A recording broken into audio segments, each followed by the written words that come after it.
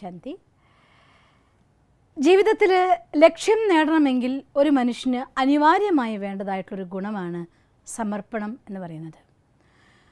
ഈ ജീവിതത്തിലെ ചെറുതും വലുതുമായിരിക്കുന്ന ഏതൊരു വിജയം നേടിയിട്ടുണ്ടെങ്കിലും അതിൻ്റെ എല്ലാം പിന്നിൽ ഒരു മനുഷ്യൻ്റെ സമർപ്പണം എന്ന വലിയൊരു ഗുണം നമുക്ക് കാണാൻ സാധിക്കും. ഒരു കുട്ടി തൻ്റെ 1ാം ക്ലാസ്സിൽ പരീക്ഷയിൽ നല്ല മാർക്ക് വാങ്ങി വിജയം നേടിയെങ്കിൽ ആ കുട്ടിയുടെ ആഗ്രഹത്തിൻ്റെ ത്യാഗത്തിലൂടെ സമർപ്പണത്തിലൂടെ മാത്രമാണ് നല്ലൊരു മാർക്ക് വാങ്ങാൻ അവന് സാധിക്കുക. ഒരു കുട്ടി നല്ല റാങ്കോട് കൂടി ഒരു ഹയർ ക്ലാസ്സിൽ പാസ്സായി എങ്കിൽ കൂട്ടുകാർക്കൊന്നും ചെറുതായിട്ടുള്ള കളിചിരികൾ, വിനോദങ്ങൾ, ആനന്ദങ്ങൾ, ഉല്ലാസയാത്രകൾ പലതിനും ഒരു വിരാമം ഇട്ടുകൊണ്ട് ത്യാഗത്തിലൂടെ സമർപ്പണത്തിലൂടെ മാത്രമാണ് നല്ലൊരു മാർക്ക് വാങ്ങാൻ സാധിച്ചിട്ടുണ്ടായിരിക്കുക. ഈ ജീവിതത്തിൽ വിജയങ്ങൾ കൈവരിച്ചതായിരിക്കുന്ന ആളുകളുടെ ജീവിത കഥ നോക്കിയാൽ ജീവിതത്തിലെ സന്തോഷവും സുഖവും പലപ്പോഴും ത്യാഗം ചെയ്ത് തൻ്റെ സമർപ്പണത്തിലൂടെ മാത്രം മുന്നോട്ട് പോയ ആളുകളാണ് ജീവിതത്തിൽ എന്തെങ്കിലുമൊക്കെ നേടിയതായിട്ടുള്ള ആളുകളെന്ന് പറയുന്നത്. അതുകൊണ്ട് സമർപ്പണത്തിൻ്റെ ശക്തിയില്ലാതെ ഒരു മനുഷ്യന് ഒരിക്കലും ഒന്നും നേടാൻ സാധ്യമല്ല. ഒരു കൊച്ചു കാക്കയുടെ കഥ പോലും നമ്മളോടത് പറഞ്ഞിരുന്നുണ്ട്. ഒരിക്കൽ ഒരു മരത്തിൽ ഒരു കൂട്ടം കാക്കകൾ അവരുടെ രാജ്യം സ്ഥാപിച്ചുകൊണ്ട് താമസിക്കുന്നുണ്ടായിരുന്നു. ദിവസവും രാവിലെ കാക്ക രാജാവും റാണിയും കൂടി ഇര തേടാൻ വേണ്ടി അങ്ങ് പറന്നു പോകുമായിരുന്നു. എവിടെന്നെങ്കിലുമൊക്കെ അവനവനുള്ള ആഹാരം കണ്ടെത്തിയ ശേഷം തിരിച്ചു വരും. ഒരു ദിവസം രണ്ടാളും കൂടി പറന്നെത്തിയത് ആ രാജ്യത്തെ രാജാവിൻ്റെ കൊട്ടാരത്തിലതായ ഒരു മരത്തിൻ്റെ മേലെയായിരുന്നു. താഴെ തുറസായിരിക്കുന്ന ഒരു വലിയ പുൽത്തകടിയിൽ രാജാവിനും റാണിയും ഒന്നിച്ച് ആഹാരങ്ങൾ കഴിക്കാൻ വേണ്ടി ഇരിക്കുകയാണ്. അവിടുത്തെ ആഹാരങ്ങളുടെ വിഭവങ്ങൾ കണ്ടപ്പോൾ കാക്ക റാണിക്ക് മോഹം വന്നുപോയി. ഞാനും ഒരു റാണിയല്ലേ, എനിക്ക് ഇതുപോലെ നല്ല ആഹാരം കഴിച്ചാൽ കൊള്ളാം എന്ന ആഗ്രഹമുണ്ട് എന്ന്. അപ്പോൾ കാക്ക രാജാവ് പറയും, ഇവിടെ ഇത്രയും ശക്തമായിരിക്കുന്ന കാവലിൽ ഒരു തുള്ളി അതിൽ നിന്ന് എടുക്കാൻ പറ്റും നമുക്ക് തോന്നണില്ല. അതിനുവേണ്ടി പോയാൽ ചിലപ്പോൾ പ്രാണൻ നഷ്ടപ്പെടും, നമുക്ക് ആ ആഗ്രഹം ഉപേക്ഷിക്കാം എന്ന് പറഞ്ഞുകൊണ്ട് രണ്ടുപേരും അവിടുന്ന് പറഞ്ഞു വന്നു. അന്ന് റാണിക്ക് എന്തൊരാഹാരം കഴിക്കാൻ നോക്കുമ്പോഴും അതിലൊന്നിനും മനസ്സ് വരുന്നില്ല. അങ്ങനെ വൈകുന്നേരമായപ്പോൾ ആഹാരമൊന്നും കഴിക്കാതെ സങ്കടപ്പെട്ട് റാണി കാക്ക കൊട്ടാരത്തിൻ്റെ ഉള്ളിൽ വന്നു കൂട്ടിലിരിക്കുകയാണ്.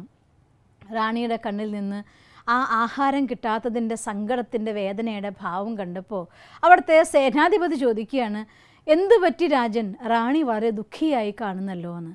അപ്പോൾ രാജാവ് അന്നുണ്ടായ കഥയൊക്കെ അങ്ങ് സേനാധിപതിയോട് പറയും. അപ്പോൾ സേനാധിപതി റാണിയുടെ അടുത്ത് പറയുകയാണ്, ഇന്നൊരു ദിവസം അവിടെ നിന്ന് എന്തെങ്കിലും ആഹാരം കഴിച്ച് വിശപ്പടക്കിയേ തീരൂ. നാളെ എന്ത് തന്നെ സംഭവിച്ചാലും ആ ആഹാരം അങ്ങേക്ക് വേണ്ടി ഞങ്ങൾ കൊണ്ടുതന്നിരിക്കുമെന്ന് പറയും. അങ്ങനെ നാളെ നിങ്ങൾ ഇര തേടാൻ വേണ്ടി പോകണ്ട, ഞാൻ കൊണ്ടുതരുന്ന ആഹാരം കഴിച്ചാൽ മതിയെന്ന് പറയും. അങ്ങനെ പിറ്റേ ദിവസം ഈ സേനാധിപതി ഒരു 8 കാക്കകൾ അടങ്ങുന്നതായിട്ടൊരു ഗ്രൂപ്പിനെ ചട്ടം കെട്ടി. എന്നിട്ട് പറയും, നാളെ ആദ്യത്തെ ഒരു കൂട്ടം കാക്കകൾ പോയിട്ട് ഇവരുടെ ശ്രദ്ധ തെറ്റിക്കും. ആ സമയത്ത് ഞാൻ പോയിട്ട് നേരിട്ട് അതിൻ്റെ അടുത്ത് പോയി ആഹാരം എടുക്കാൻ ശ്രമിക്കും. എന്നെ പിടിക്കാൻ നോക്കുന്ന അവരുടെ ശ്രദ്ധ മാറുന്ന സമയം നോക്കി ബാക്കി 4 കാക്കകൾ അവരുടെ കൊക്കുകളിൽ കൊള്ളുന്ന വെറൈറ്റി ആയിരിക്കുന്ന ഓരോരുത്തർ ഓരോ ഐറ്റംസുമായിട്ട് വരണം. അങ്ങനെ നേരെ പറന്നു വന്ന് കാക്ക റാണിക്ക് ആഹാരം കൊടുക്കണമെന്ന് പറയും. അങ്ങനെ ആ 5-8 സേനകളും കാക്ക സേനാധിപതിയും കൂടി രാജാവും റാണി ആഹാരം കഴിക്കാനിരിക്കുന്ന സമയത്ത് ചെന്നു. അവരുടെ പ്ലാൻ പ്രകാരം മറ്റുള്ളവരെടുക്കാൻ നോക്കി ശ്രദ്ധ മാറുന്ന സമയത്ത് കാക്ക സേനാധിപതി നേരിട്ട് ചാടി കുത്താൻ ശ്രമിച്ചു. ഉടനെ കാക്ക സേനാധിപതിനെ പിടിച്ചു. ബാക്കി എല്ലാവരും രക്ഷപ്പെട്ട് പറന്നുപോയി. 4 കാക്കകൾ അവരുടെ പ്ലാൻ പ്രകാരം 4 വെറൈറ്റി ആഹാരങ്ങളുമായിട്ട് കാക്ക റാണിയുടെ അടുത്ത് വന്നു. കാക്ക സേനാധിപതിയെ ഇവർ പിടിച്ചു കെട്ടി. അങ്ങനെ പിടിച്ചു കെട്ടിക്കഴിഞ്ഞ ശേഷം രാജാവ് കാക്ക സേനാധിപതിയോട് ചോദിക്കുകയാണ്, എന്തു തന്നെ നീ ശ്രമിച്ചാലും ഇന്ന് നീ ഇവിടെ പിടിക്കപ്പെടുന്ന ഉറപ്പാണല്ലോ. ഇത്രയും സൈനികരിടയിൽ വന്നുകൊണ്ട് നീ എന്തിനാണ് എൻ്റെ ആഹാരം കേടാക്കിക്കൊണ്ട് മരണത്തെ വിളിച്ചത് എന്ന് ചോദിക്കുകയാണ്. അപ്പോൾ പറയും, എനിക്ക് മരിച്ചാലും വിഷമമില്ല. എൻ്റെ റാണി ഇന്നലെ ഈ ഒരു നല്ല ആഹാരം കിട്ടാത്തതിൻ്റെ സങ്കടത്തിൽ പട്ടിണി ഇടിക്കുന്നതിന് കരയുന്നത് ഞാൻ കണ്ടപ്പോൾ അവർക്ക് വേണ്ടതായിരിക്കുന്ന നല്ല ആഹാരം കൊണ്ടെത്തിക്കുക എന്നുള്ളത് സേനാധിപതിയായ എൻ്റെ ഉത്തരവാദിത്വമാണെന്ന് എനിക്ക് തോന്നി. അതുകൊണ്ട് എൻ്റെ ജീവൻ പണയപ്പെട്ടാലും റാണിയുടെ ആഗ്രഹം നടക്കണം ഞാൻ ആഗ്രഹിച്ചു. അതുകൊണ്ടാണ് ഞാനിത് ചെയ്തത് എന്ന്. അത് കേട്ടപ്പോൾ രാജാവ് പറയുകയാണ്, ഇത്രയും നല്ല രാജഭക്തനായിരിക്കുന്ന നിന്നെ വധിക്കുകയല്ല വേണ്ടത്, നിനക്ക് സമ്മാനം തരികയാണ് വേണ്ടത്. അതുകൊണ്ട് നാളെ മുതൽ എപ്പോഴൊക്കെ രാജാവിനും റാണിക്കുള്ള ആഹാരം ഉണ്ടാക്കുന്നു അപ്പോഴൊക്കെ വേറെ പാത്രങ്ങളിൽ കാക്ക രാജാവിനും റാണിക്കും വേണ്ട ആഹാരം പുറത്ത് വേറെ വെച്ചിരിക്കണം. അവർ വന്ന് ആ ആഹാരം കഴിച്ചോട്ടെ, നമുക്ക് നമ്മുടെ ആഹാരം കഴിക്കാം, നമ്മൾ കഴിക്കുന്ന ആഹാരം അവർക്കും കൊടുക്കണം എന്ന് രാജാവ് ആജ്ഞാപിക്കുകയാണ്. ആ കാക്ക സേനാധിപതിയെ സ്വതന്ത്രനാക്കി പറന്നുപോയി തൻ്റെ കൊട്ടാരത്തിലെത്തി അദ്ദേഹം തൻ്റെ കഥ വർണ്ണിക്കുകയാണ്. ഒന്ന് ആലോചിച്ച് നോക്കിയേ.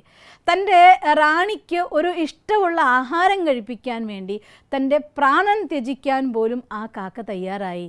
തൻ്റെ ജീവിതത്തിലെ ലക്ഷ്യം നേടാൻ വേണ്ടി സുഖവും സന്തോഷവും ത്യജിക്കാൻ, ഉറക്കം ത്യജിക്കാൻ, നേരത്തെ അതിരാവിലെയുള്ള ഉറക്കത്തിൻ്റെ സുഖം ത്യജിക്കാൻ വേണ്ടി മറ്റുള്ള ചിരികളികളുടെ പ്രോഗ്രാം കണ്ട് ആസ്വദിച്ച് സമയം കളയുന്നതിന് പകരം തൻ്റെ സമയത്തെ സഫലമാക്കി പഠിക്കാനും വായിക്കാനും പ്രവർത്തിക്കാനും തൻ്റെ സുഖം ത്യജിക്കാൻ തയ്യാറാണെങ്കിൽ ഒരു മനുഷ്യന് നേടാൻ പറ്റാത്തതായിട്ടൊന്നുമില്ല. എന്നാൽ ഇന്നത്തെ മനുഷ്യന്മാർ രാവിലെ നേരത്തെ ഞാൻ അലാം വെച്ചാലും കിടന്ന് ഉറങ്ങിപ്പോവും, എന്താ ചെയ്യുക? ക്ഷീണം കാരണം എന്നെക്കൊണ്ട് ചെയ്യാൻ പറ്റുന്നില്ല, എന്താ ചെയ്യുക? വേണമെന്ന് ഞാൻ ആഗ്രഹിക്കുന്നുണ്ട്, എന്നിട്ടും ഈ ദുശ്ശീലം എനിക്ക് ഒഴിവാക്കാൻ പറ്റുന്നില്ല, എന്താ ചെയ്യുക എന്നിങ്ങനെ പറയുമ്പോൾ സ്വയം നമ്മളോട് ചോദിക്കുന്നൊരു ചോദ്യമുണ്ട്, ശരിക്കും എനിക്കത് വേണമെന്നുണ്ടോ എന്ന്. വേണമെന്നുണ്ടോ എന്നാൽ തീർച്ചയായിട്ടും അതിനുവേണ്ടി സമർപ്പിക്കാൻ നിങ്ങൾ തയ്യാറാവും.